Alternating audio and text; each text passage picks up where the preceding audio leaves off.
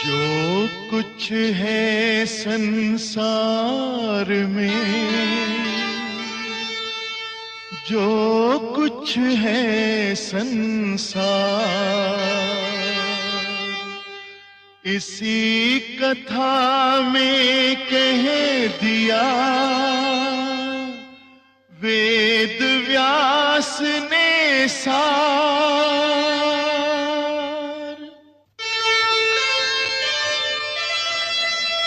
याद रखें हम आप सब कर्मों के परिणाम,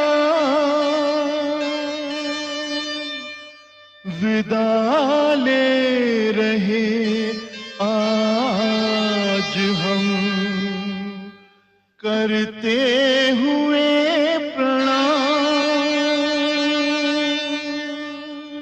सीख हम बीते युगों से नए युग का करें स्वागत, करें स्वागत, करें स्वागत, करें स्वागत।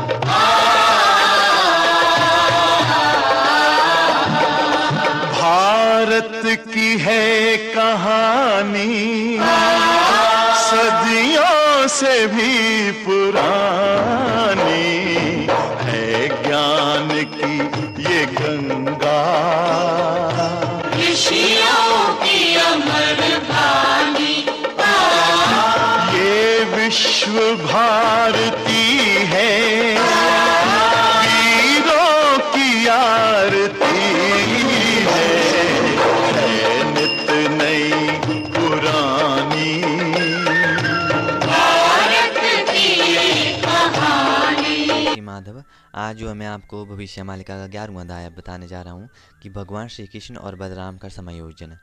तो भगवान कल्कि के शरीर में भगवान कृष्ण और बलराम का समायोजन होगा।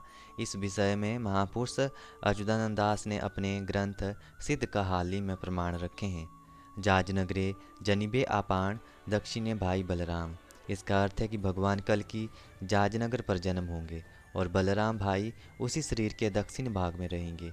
उस विषय में फिर महापुरुष अच्युतानंद दास जी ने लिखा है कि भगवान कल्कि जिस शरीर में आएंगे उस शरीर में भगवान बलराम और कृष्ण समाहित होंगे।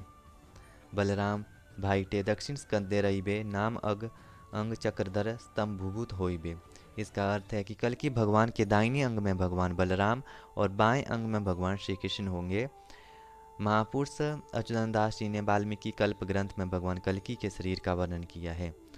दहान अंगरे बलदेवटी रहीबे बाम भागरे चक्रधर स्तंभूत होइबे। इसका अर्थ है कि भगवान कल्कि के दाहिने भाग में जो है वो बलराम भैया और बाएं भाग में कृष्ण रहेंगे और कृष्ण बलराम का समाहार एक शरीर में होगा। इसके बारे में महापुरुष अच्युतानंद दास जी ने फिर लिखा है, कमला केतकी फूल दुई भाई कर होइब मेल संसार लगिब गोल। यहाँ मालिका शास्त्र में लिखा है कि जिस समय कृष्ण बलराम एक शरीर पर पूर्ण शक्ति में प्रकाश होंगे उसी समय तृतीय विश्व युद्ध लगेगा। कड़ा धड़ा घोड़ा चढ़िलो बउल कड़ा धड़ा घोड़ा चढ़ी कृष्ण बलराम मलेच्छ सहारी बे बार हाथ खड़ा धरी। इसका अर्थ है कि कृष्ण बलराम एक शरीर में कल्कि रूप धारण करके 12 हाथ की तलवार पकड़कर सफ़ेद और काले रंग के घोड़े के ऊपर बैठकर सारे विश्व का भ्रमण करके म्लेच्छों का संहार और धर्म संस्थापना करेंगे। तो बलराम कृष्ण जो है वो एक ही शरीर पर आएंगे और बलराम जी वो दक्षिण जो कि भगवान का दक्षिण साइड है शरीर की उस पे प्रवेश करेंगे, उसमें समाहित होंगे, उसमें समायोजित होंगे। फिर उसके बाद जिस दिन उन दोनों का समायोजन होगा उसी दिन जो है वो तृतीय विश्व युद्ध भी स्टार्ट होगा।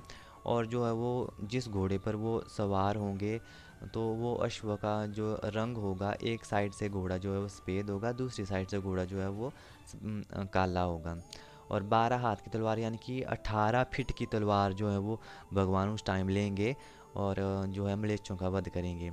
इसी तरह से उन्होंने जब पिछला कलयुग हुआ था, जब पिछले कल्प में जो कलयुग हुआ था 27 वाला कलयुग पिछला कल्प में, तो उस कल्प में भगवान ने ऐसा ही किया था। वो अश्व पर सवार हुए थे, उन्होंने जंगल से स्टार्ट किया हुआ था और जंगल से स्टार्ट करके उन्होंने म्लेच्छों का वध किया था। उस टाइम जो जो म्लेच्छ थे, जो पापी लोग थे, वो बंकरों में जाकर छुपे हुए थे।